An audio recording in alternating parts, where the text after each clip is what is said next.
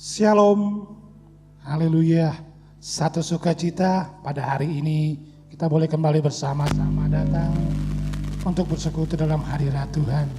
Bapak Ibu Saudara yang terkasih, saya mau mengingatkan, mari kita menyiapkan akan roti dan anggur, karena nanti setelah firman Tuhan kita akan bersama-sama duduk semeja dalam perjamuan kudus. Haleluya. Mari kita siapkan hati kita. Kita datang untuk memuji dan memuliakan akan nama Tuhan.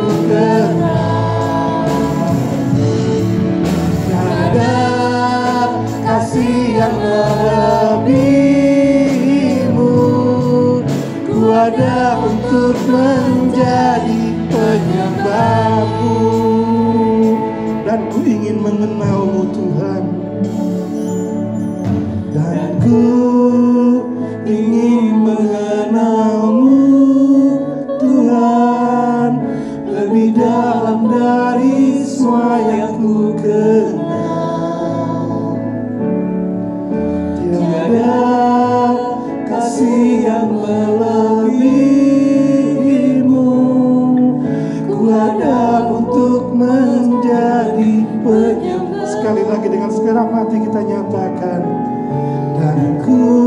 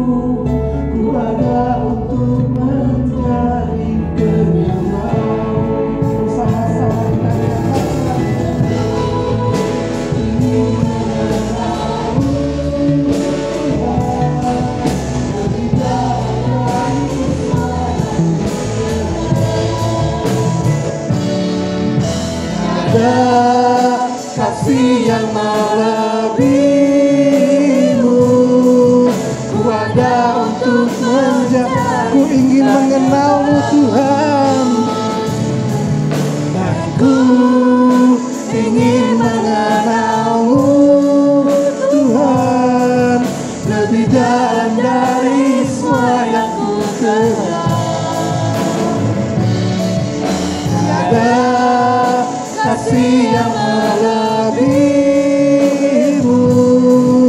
Ku ada untuk menjadi penyembahmu. Ku ada untuk menjadi, ku ada untuk menjadi, ku ada untuk menjadi penyembahmu. Haleluya, mari sembah Dia, mari tinggikan namanya. Haleluya, haleluya, kami sembah, kami agungkan nama-Mu.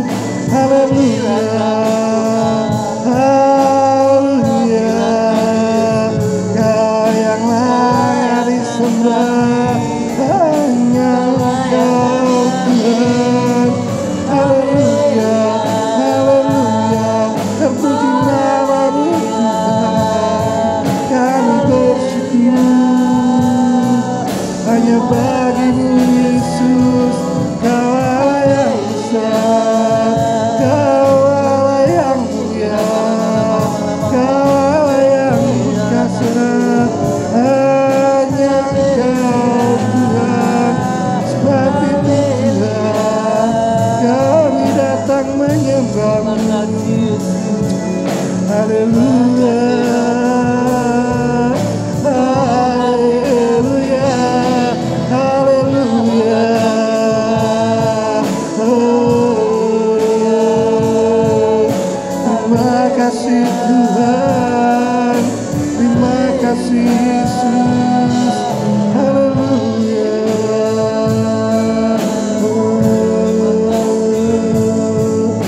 Terima kasih Tuhan, terima kasih Yesus. Haleluya.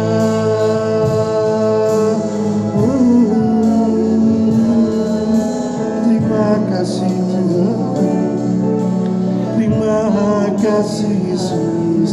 Haleluya. Haleluya Yesus. Kau mau menyanyi dan bersorak hanya bagi-Mu Tuhan. Terima kasih Yesus. Menyanyi dan bersoraklah bagi Dia. Pujian, hormat, kuasa bagi Raja. Gunung tunduk, laut bergelora mendengar nama-Mu. Ku bersuka atas perbuatan-Mu. Selamanya ku kasihi Engkau Tuhan. Tiada janji seperti yang ada padamu. Haleluya. Mari kita nyanyi dan bersorak bagi Tuhan. Nyanyi dan bersoraklah bagi Dia. Pujian, hormat, kuasa bagi Raja. Gunung tunduk, laut bergelora mendengar nama-Mu. Ku bersuka atas perbuatan-Mu. Selamanya ku kasihi Engkau Tuhan. Tiada janji seperti yang ada padamu.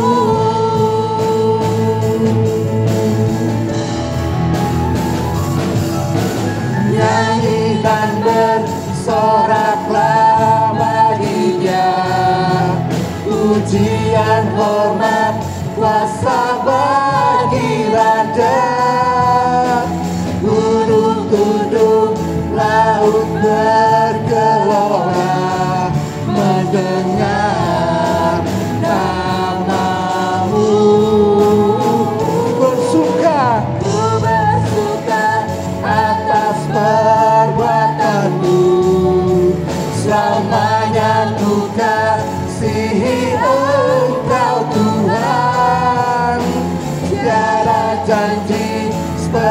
yang hadapan. Sekali lagi kita bersama-sama bersorak bagi Tuhan. Nyanyi dan bersoraklah baginya, pujian hormat kuasa bagi Raja. Gunung tunduk, laut bergelora, mendengar namamu.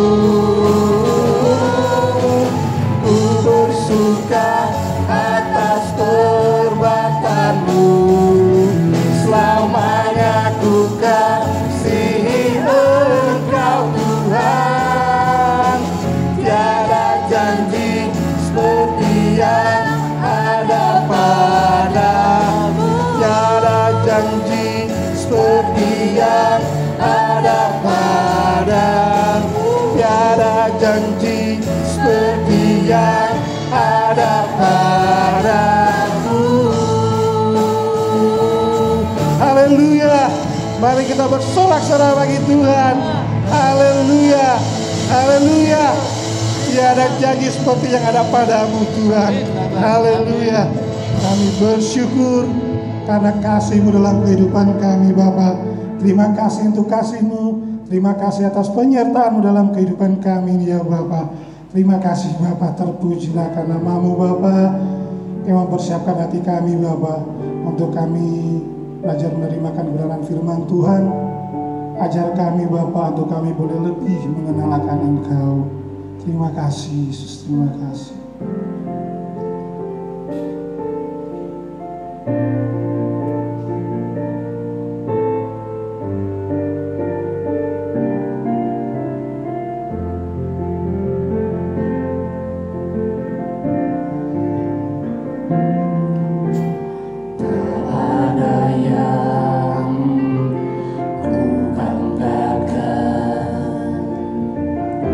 Selain dirimu,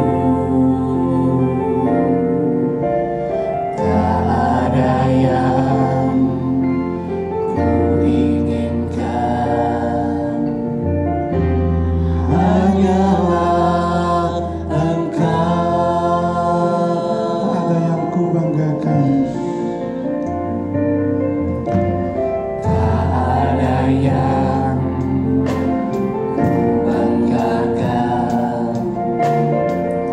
selain dirimu, tak ada yang ku inginkan, hanyalah Engkau. Ajarku mengenalmu, bawaku lebih mengenalmu, pribadimu yang ku rindu. Ajarku mengenalmu, ajarku mengenalmu, bawaku lebih mengenalmu, pribadimu yang ku rindu. Ajarku mengenalmu.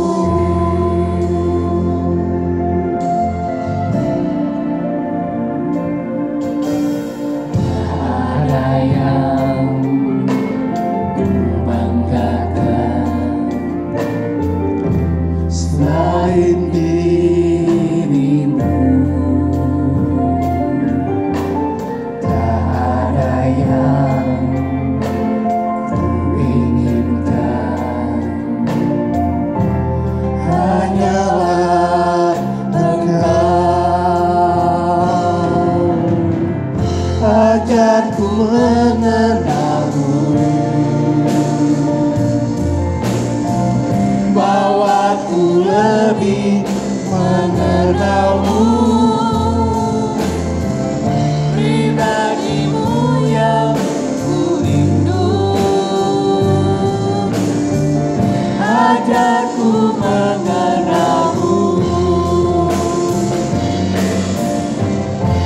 ajarku mengenalmu,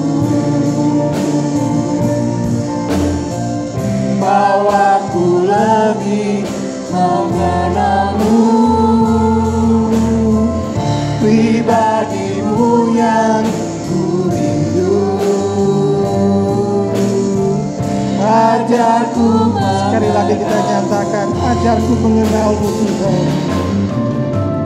Ajarku mengenalmu, bawaku lebih mengenalmu, pribadimu yang ku rindu. Ajarku mengenalmu, ajarku mengenalmu, ajarku mengenalmu.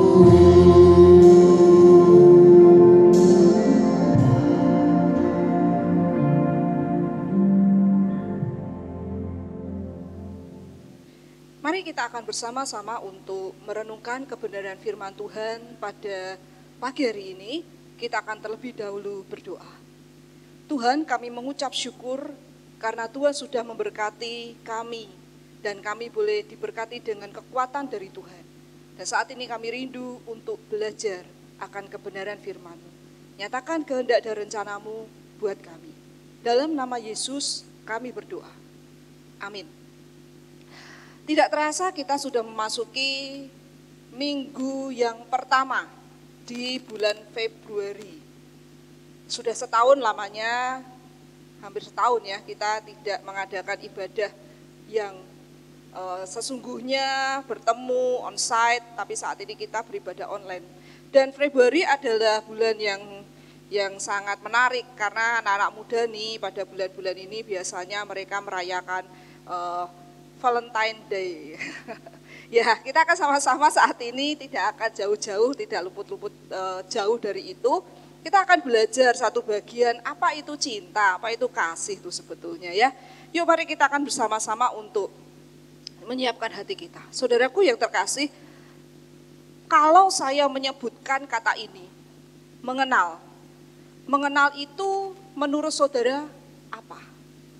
Mengenal itu adalah hal yang paling penting menurut saya dalam sebuah relasi kehidupan manusia.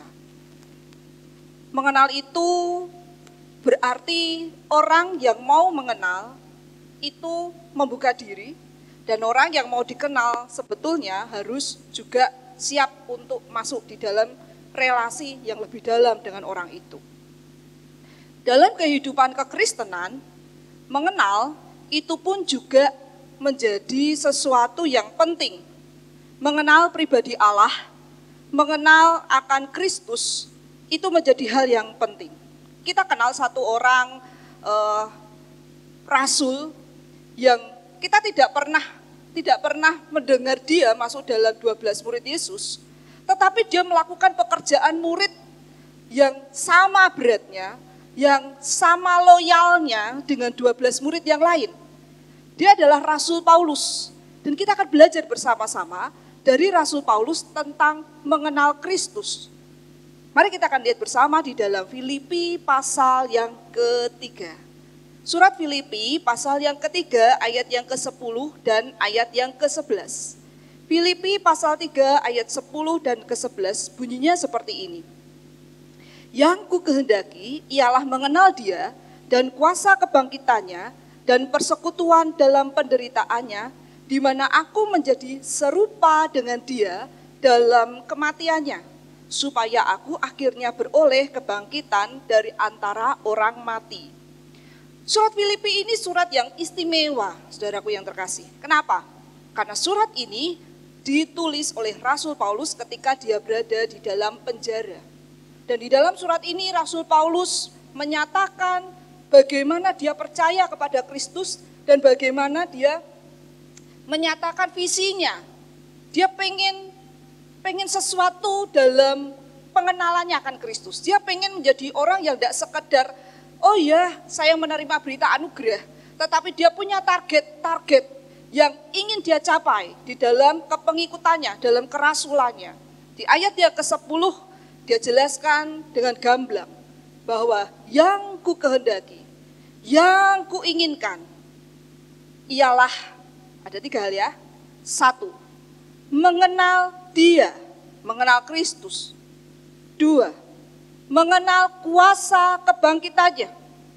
3, persekutuan dalam penderitaan Kristus. Kita akan membahas bagian yang pertama terlebih dahulu. Yang Paulus kehendaki adalah mengenal Kristus. Saudaraku, walaupun Paulus bukan murid langsung, tetapi Paulus merindu untuk bisa mengenal Yesus secara pribadi. Kalau kita membaca di ayat yang ke-9 bagian terakhir, kita melihat bagaimana Rasul Paulus itu mendapatkan panggilan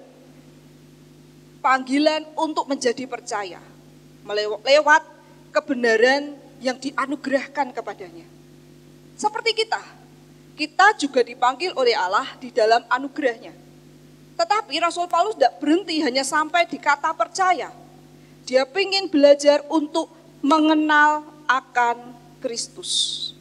Jadi memang setiap orang harus melangkah lebih dari sekedar seorang penerima anugerah.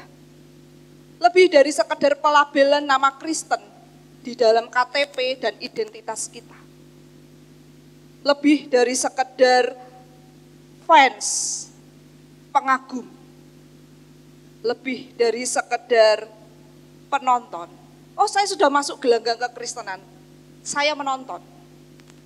Lebih dari itu, Paulus menyatakan, yang aku inginkan ialah mengenal dia.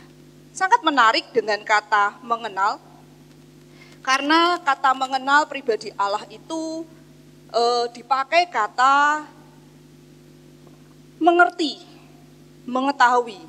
Dalam bahasa Yunaninya artinya adalah mengerti, mengetahui. Jadi ketika orang mau mengenal pribadi Allah, maka orang itu juga pengen memahami Allah.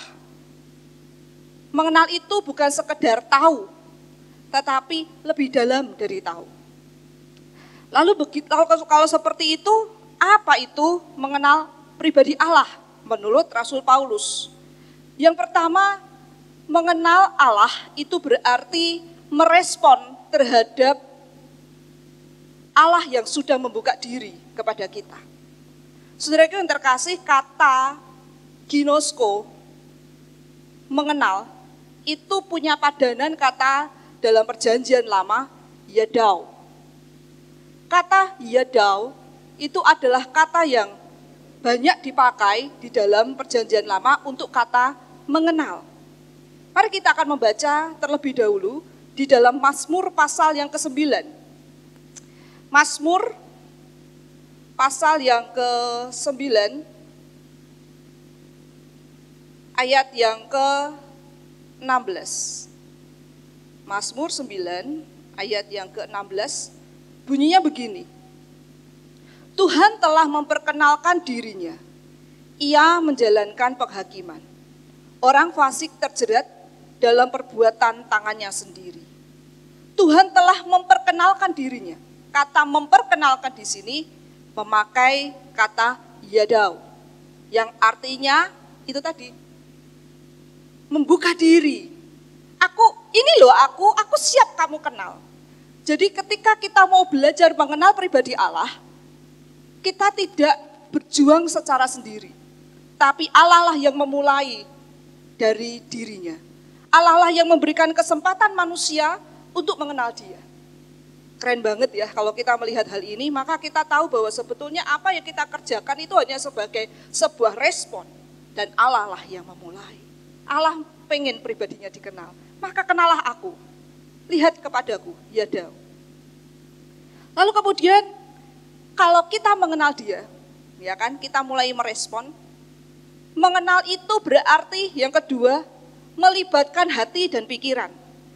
Kita seringkali berkata bahwa kalau kita mau mengenal Allah, pakai hati dong.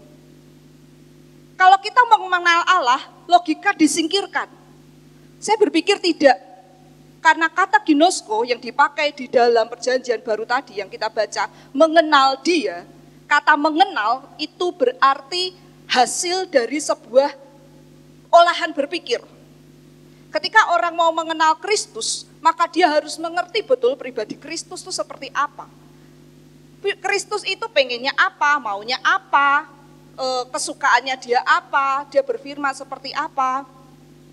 Salah satu contoh begini, saya termasuk orang yang menikmati film, walaupun tidak semua film saya nikmati, tapi ada beberapa film yang memang saya suka genre-nya. Nah, suatu saat saya ketika menonton film, ada satu nama tokoh film yang memang sampai sekarang menjadi orang yang saya kagumi. Bagaimana ketika saya menonton film itu dia bisa menghidupkan perannya dengan luar biasa. Ketika saya pengen tahu orang ini seperti apa, saya akan cari di internet, orang ini datanya kayak apa. Oh, dia itu orang yang pernah belajar misalnya di jurusan perfilman. Oh, orang ini pernah main di beberapa film ini. Saya akan lihat beberapa film yang pernah dia mainkan dan untuk meyakinkan bahwa oh iya, ternyata memang mainnya dia bagus. Dalam film bentuk apapun, dalam peran apapun, dia tuh mainnya bisa menghidupkan peran itu. Saya berusaha untuk mengenal dia, walaupun dia akhirnya tidak kenal saya, dia tidak tahu karena dia adalah seorang bintang dan saya hanyalah rakyat jelata. Tapi bagaimanapun saya berusaha mengenal dia. Saya mencoba mengenal dia, pribadinya dia, dengan cara melihat hasil karyanya. Dan otomatis saya harus banyak membaca, saya harus tahu, saya harus ngerti, ini seperti apa sih orangnya. Demikian juga ketika kita mengenal Allah, ketika Paulus mengenal Allah, dia belajar sungguh tentang Allah, dia belajar sungguh tentang firman Tuhan. Dia bukan orang yang sembarangan. Ketika kita membaca di dalam Filipi pasal yang ketiga tadi, mari kita akan lihat sama-sama kembali ke dalam Filipi pasal yang ketiga, kita akan lihat bahwa sebetulnya Rasul Paulus itu punya latar belakang yang luar biasa menurut saya, karena Rasul Paulus adalah orang yang farisinya itu bukan farisi kacangan, tapi betul-betul farisi yang ori. Mari kita lihat sama-sama. Dalam Filipi pasal yang ketiga ayat yang keempat bagian B, mulai dari situ ya. Jika ada orang lain menyangka dapat menaruh percaya pada hal-hal lahiriah, aku lebih lagi. Disunat pada hari ke-8 dari bangsa Israel, dari suku Benyamin, orang Ibrani asli. Tentang pendirian, tentang hukum Taurat, aku orang Farisi. Lihat, bagaimana dia pun mengakui bahwa dia adalah orang Farisi. Orang Farisi itu orang yang terhormat. Orang Farisi itu orang yang suka belajar. Jadi ketika Paulus pengen mengenal dia, mengenal Kristus, dia sudah melihat, mereferensi apa yang dia cari. Dia sudah membaca kitab-kitab suci, maka dia bisa menceritakan. Jadi orang yang mengenal Kristus tidak hanya sekedar melibatkan hati, tetapi juga mengolah di dalam pikirannya dia. Oleh sebab itu, kenapa di dalam hukum kasih dikatakan seperti ini? Kasihilah Tuhan Allahmu dengan segenap, ada tiga bagian yang harus kita libatkan untuk kita mengasihi Allah. Dengan segenap apa? Hati, jiwa, dan akal budi. Ketika kita berbicara tentang akal budi, itu berarti kita berbicara tentang pikiran, logika, rasio. Ketika seorang pengen tahu tentang Allah, maka dia harus mau belajar firman Tuhan. Oleh sebab itu, kenapa di dalam Kejadian 3 pasal yang ketiga ayat yang kelima, ketika Adam dan Hawa tahu bahwa mereka telanjang, mereka malu. Kata tahu di situ juga dipakai kata yada. Artinya apa? Tuhan sudah memberikan kepada mereka aturan-aturan dan mereka tahu, sadar, saya sudah melanggar. Akhirnya mereka ketakutan. Lihat, ternyata untuk bisa mengenal orang harus banyak belajar. Ya, oke. Yang ketiga, mengenal itu berarti apa? Mengenal itu berarti ada kerinduan untuk bisa memahami dengan benar.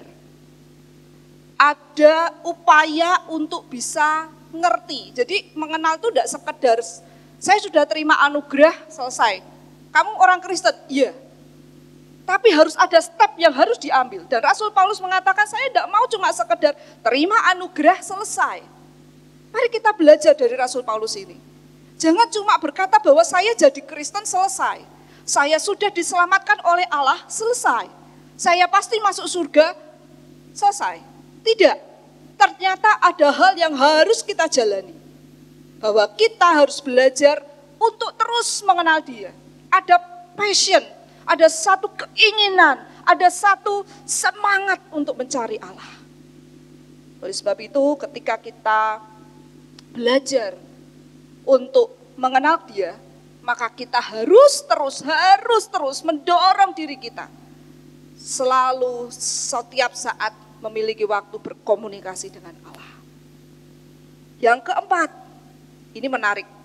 Yadau itu ternyata juga dipakai untuk menggambarkan, maaf ya, sedikit agak vulgar, hubungan antara suami dan istri di kamar.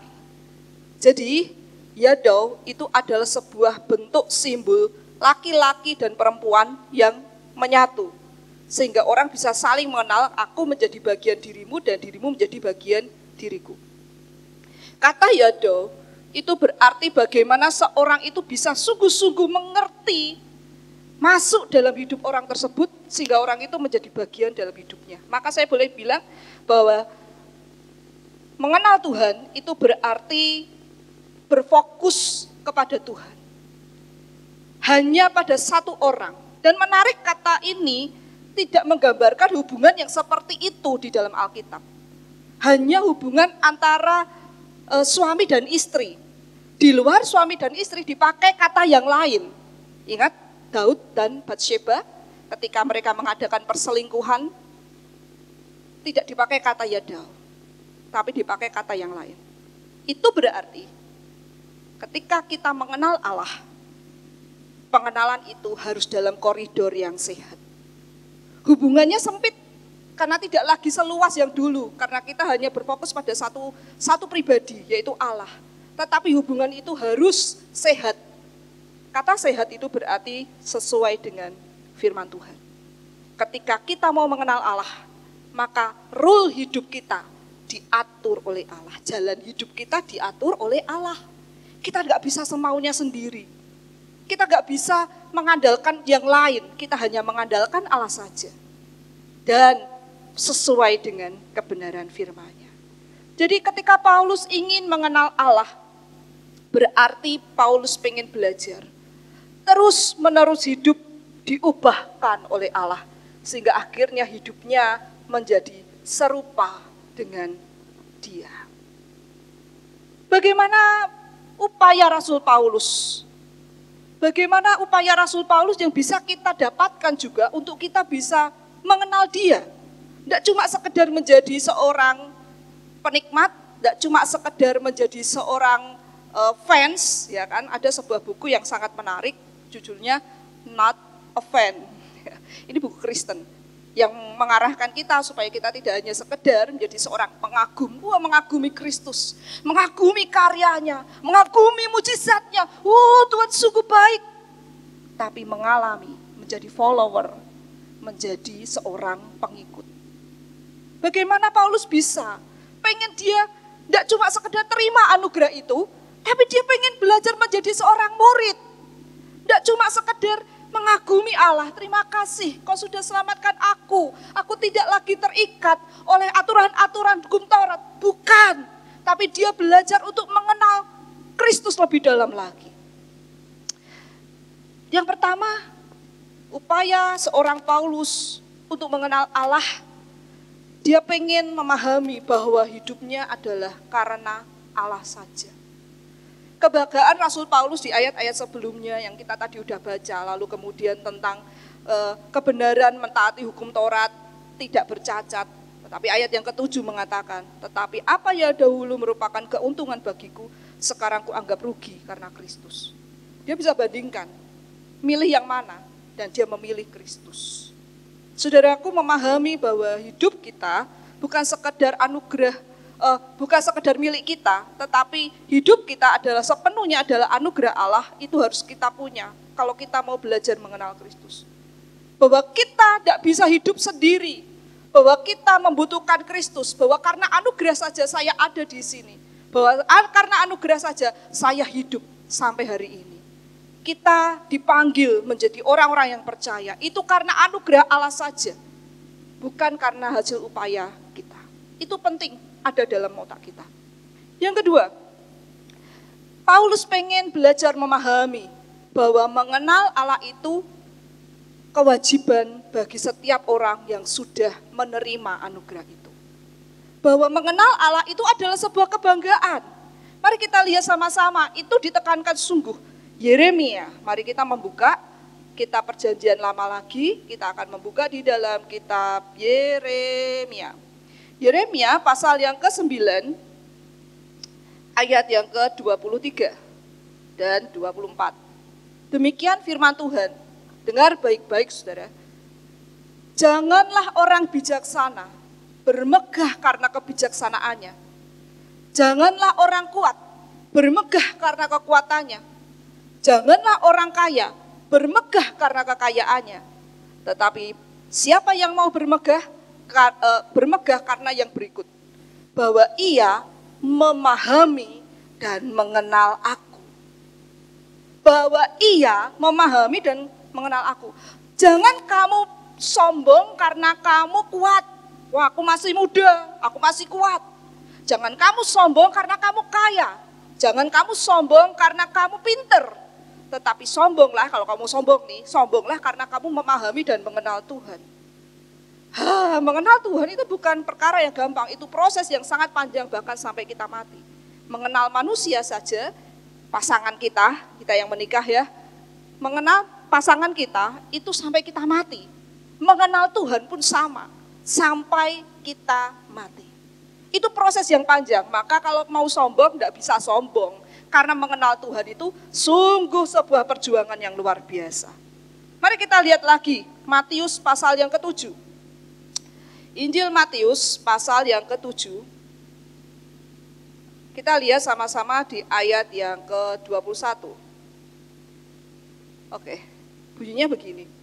Bukan setiap orang yang berseru kepadaku, Tuhan, Tuhan, akan masuk ke dalam kerajaan surga, melainkan dia yang melakukan kehendak Bapakku yang di surga.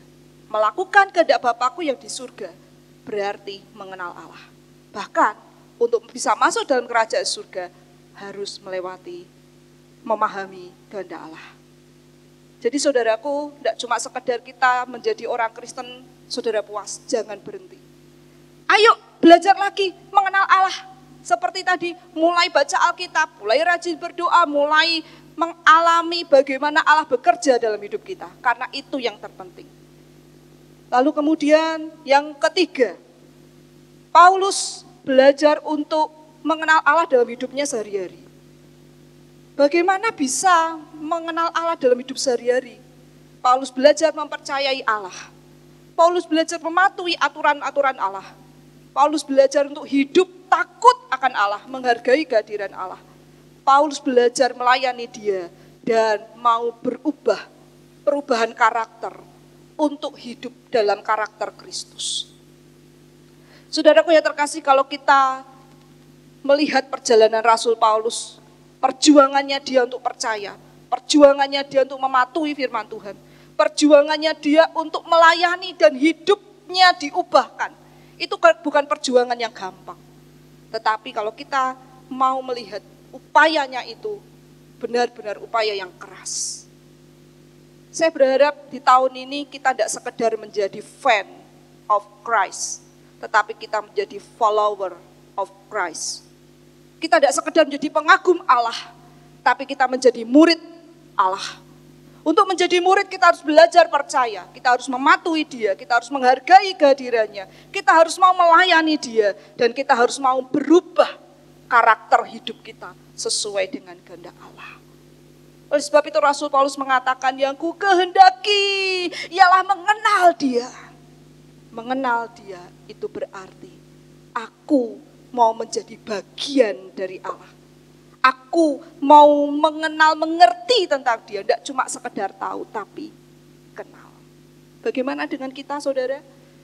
Di masa-masa pandemi ini banyak sekali hal positif yang kita bisa dapat.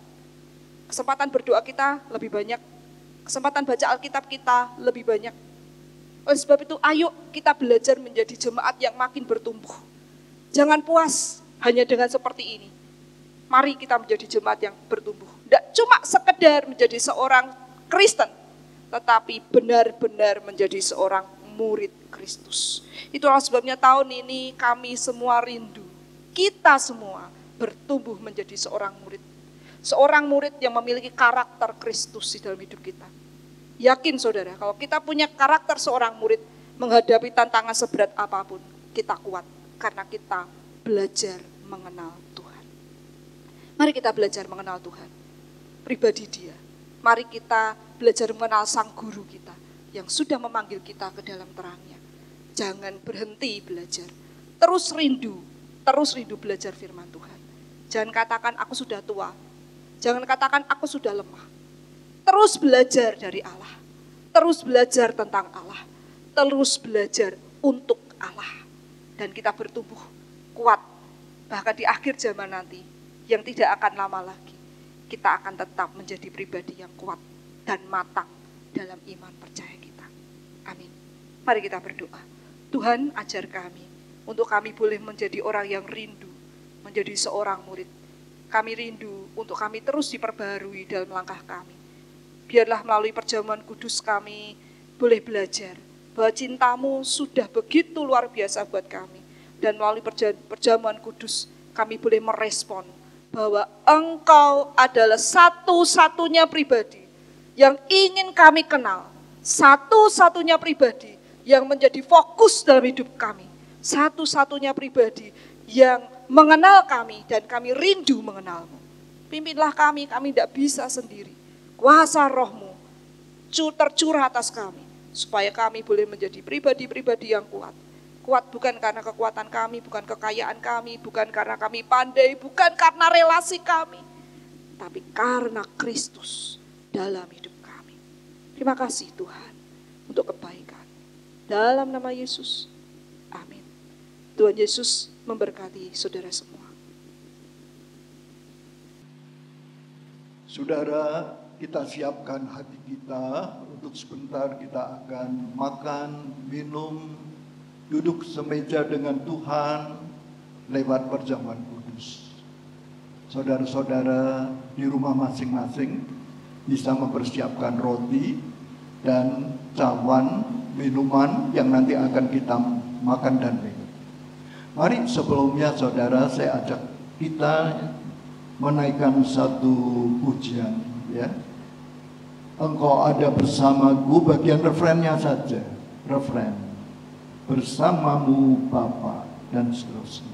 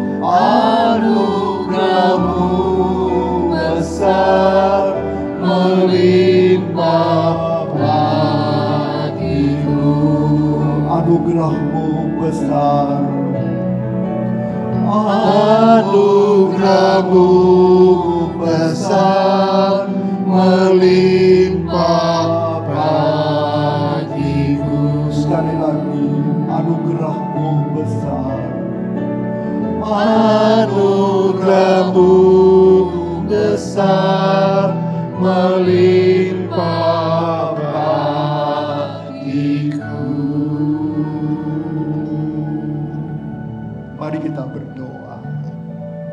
Hati kami siap Tuhan untuk duduk semeja dengan Tuhan Yesus. Untuk kami menikmati akan perjamuan kudus yang telah tersedia pada pagi hari ini. Kami boleh mengingat betapa dahsyatnya Engkau harus menderita untuk kami. Engkau rela mati untuk kami. Engkau disalibkan, tubuhmu dipecah-pecahkan, darahmu dicurahkan untuk kami. Semuanya Engkau lakukan supaya dengan demikian dosa-dosa kami diampuni dan kami diselamatkan serta beroleh hidup yang kekal. Sekarang kiranya Engkau memberkati perjamuan kudus pada saat ini supaya menjadi berkat bagi kami semua. Dalam nama Tuhan Yesus. Amin. Saudara-saudara, mari kita pegang roti yang telah saudara siapkan. Mari kita angkat saudara-saudara. Dan biar kiranya kita ingat bahwa tubuh Tuhan Yesus telah dipecah-pecahkan untuk kita semua. Sehingga kita yang percaya, kita akan beroleh kehidupan yang kekal. Sebab itu saudara, mari kita makan dengan penuh syukur. Amin.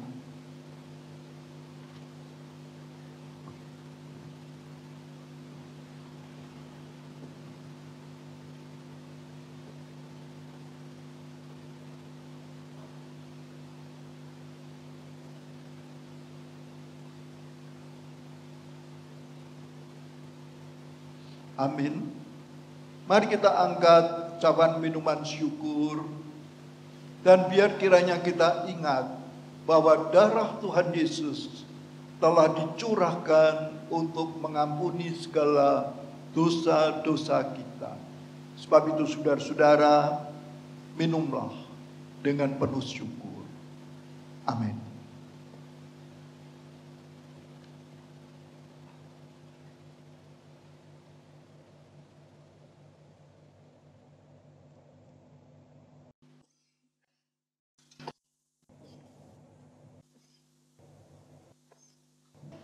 Bersamamu Bapa, ku lewati semua.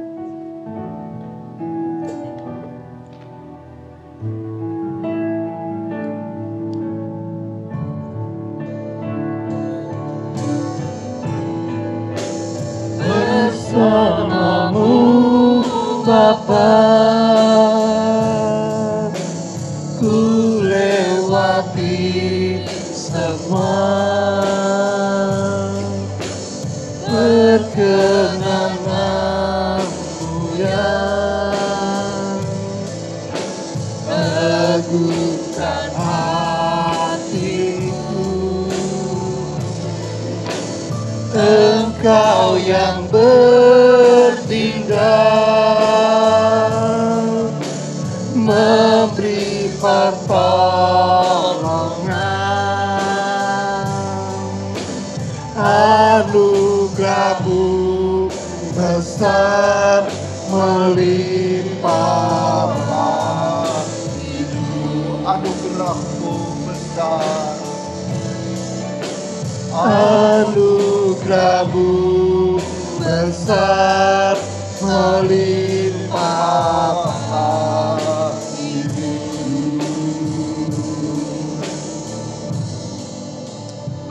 Puji Tuhan, saudara-saudara, kita semua telah dikuatkan lewat ibadah pada pagi ini. Kita dikuatkan lewat kebenaran firman Tuhan yang tadi telah kita dengar. Kita juga dikuatkan lewat puji-pujian dan penyembahan.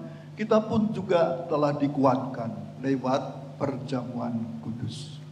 Saudara, sebelum kita akhiri ibadah kita, ada beberapa warta yang ingin saya sampaikan. Yang pertama, saudara, minggu depan firman Tuhan akan dilayani oleh Bapak Yuda Dianto, PhD, dari California, Amerika Serikat. Ya, kita bersyukur saudara, Dengan adanya ibadah online kita boleh mendengar berita firman Tuhan langsung dari Amerika Serikat yang akan dilayani oleh Bapak Yuda Dianto PhD. Ya, siapkan hati kita saudara untuk kita beribadah pada minggu depan. Kemudian hal yang kedua saudara-saudara, sebagaimana kita tahu bahwa rekening gereja kita itu sudah kita alihkan ke Bank Sentral Asia atau BCA. Ya, nomor rekening itu sudah saudara bisa melihat, ya, ada beberapa kali sudah ditayangkan lewat warta. Juga saudara bisa, seandainya saudara ingin mengirimkan, mempersembahkan persembahan saudara untuk gereja melalui BCA, nama juga atas nama Bapak Semi Sumbodo dan Pendeta Kurnianto Leksono. Ya. Saudara-saudara, saudara untuk pengiriman atau mempersembahkan persembahan lewat BCA untuk gereja kita, saudara tidak perlu pergi ke bank BCA. Saudara bisa dari rumah lewat yang dinamakan internet banking. Ya saudara, tinggal saudara ini saja. Kalau saudara punya nomor rekening BCA, ya biar kiranya persembahan saudara Tuhan yang akan memberkati dan nama Tuhan dipermuliakan lewat persembahan kita itu. Ya.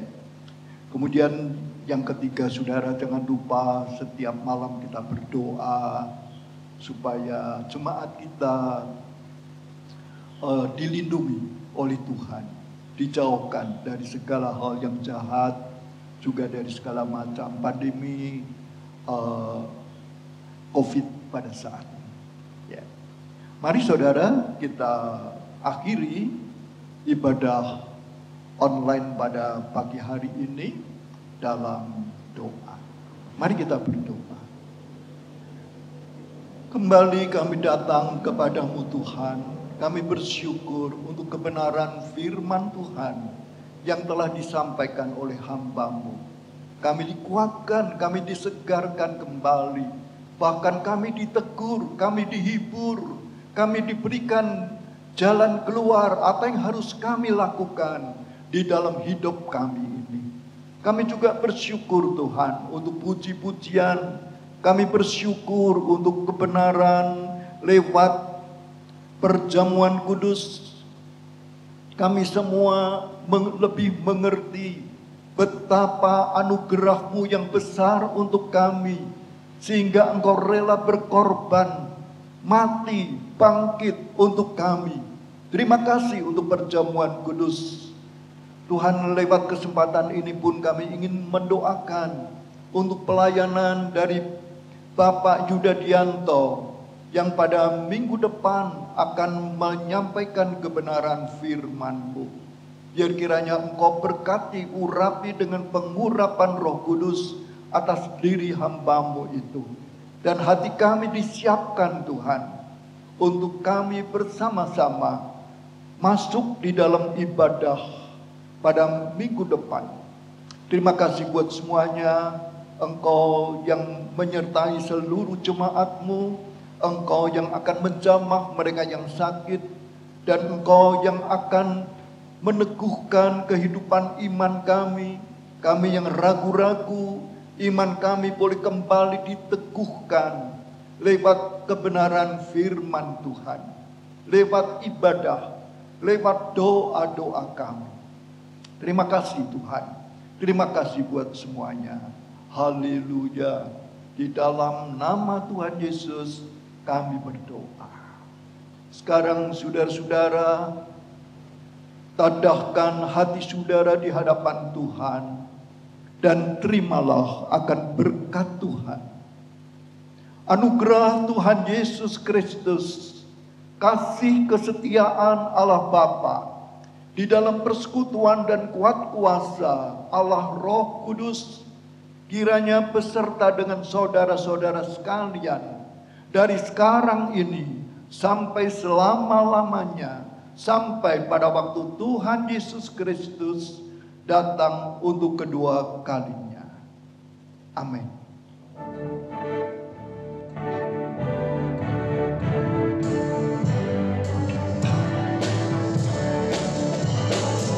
Shalom, shalom, damai Allah atasmu sekarang.